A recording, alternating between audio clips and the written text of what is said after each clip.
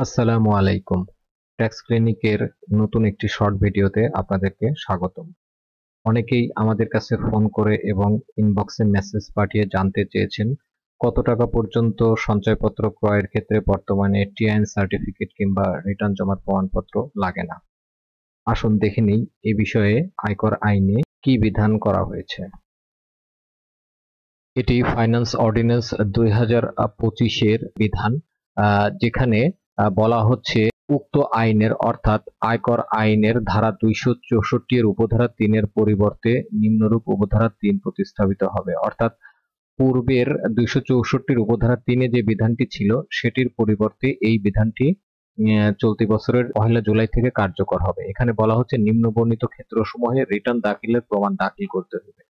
অর্থাৎ কোন কোন ক্ষেত্রে রিটার্ন দাখিলের প্রমাণ উপস্থাপন করতে হবে তার একটি আপডেট তালিকা দেওয়া হয়েছে। তো এই তালিকায় আমরা সিরিয়াল নম্বর 22-এ দেখতে পাচ্ছি 10 লক্ষাধিক টাকার সঞ্চয়পত্র ক্রয়। অর্থাৎ আগে ছিল 5 লক্ষ টাকার অধিক সঞ্চয়পত্র ক্রয়ের ক্ষেত্রে রিটার্ন জমার প্রমাণপত্র লাগতো।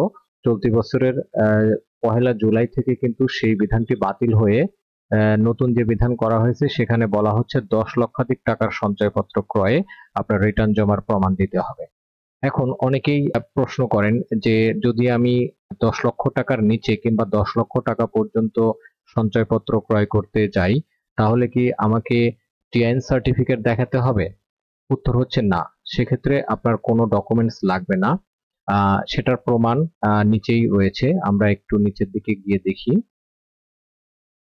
এখানে বলা হয়েছে নিম্ন বর্ণিত ক্ষেত্রসমূহে রিটার্ন দাখিলের প্রমাণ দাখিলের পরিবর্তে নাম ও টিআইএন সংবলিত সিস্টেম জেনারেটেড প্রত্যয়নপত্র দাখিল করতে হবে। অর্থাৎ কোন কোন ক্ষেত্রে রিটার্ন দাখিলের প্রমাণের পরিবর্তে করদাতা টিআইএন সার্টিফিকেট লাগবে সেটির তালিকাও কিন্তু এবার নতুন করে দিয়ে দেওয়া হয়েছে। তো এখানে আমরা দেখতে পাচ্ছি অনেকগুলা নাম এখানে রয়েছে, যেমন সিটি কর্পোরেশন বা পৌরসভা এলাকায় নতুন ট্রেড লাইসেন্স গ্রহণে, সমবায় সমিতির নিবন্ধন পাইতে, অর্থাৎ এরকম বেশ কিছু খাতের নাম বলে দিয়েছে যেখানে আপনার রিটার্ন জমার প্রমাণপত্র লাগবে না, কিন্তু টিআইএন সনদ দেখাতে হবে। তো এখানে আমরা খুঁজে দেখেছি এখানে কোথাও কিন্তু সঞ্চয়পত্র ক্রয়ের ক্ষেত্রের নামটি এখানে কোথাও উল্লেখ নেই। তো এ দ্বারাই প্রমাণিত হয় যে 10 লক্ষ টাকার নিচে কোনো সঞ্চয়পত্র ক্রয় করতে আপনার টিআইএন সনদ কিংবা রিটার্ন জমার প্রমাণপত্র কোনো কিছুই লাগবে না। তো এই ছিল আমাদের আজকের আলোচনা। আশা করি আলোচনাটি আপনাদের ভালো লেগেছে। আমাদের ভিডিওটি যদি আপনাদের ভালো লাগে তাহলে অবশ্যই লাইক এবং শেয়ার দিয়ে অন্যদেরকে দেখার সুযোগ করে দিবেন এবং পরবর্তীতে আরো নতুন নতুন ভিডিও পেতে আমাদের ফেসবুক পেজটি ফলো করবেন। ধন্যবাদ।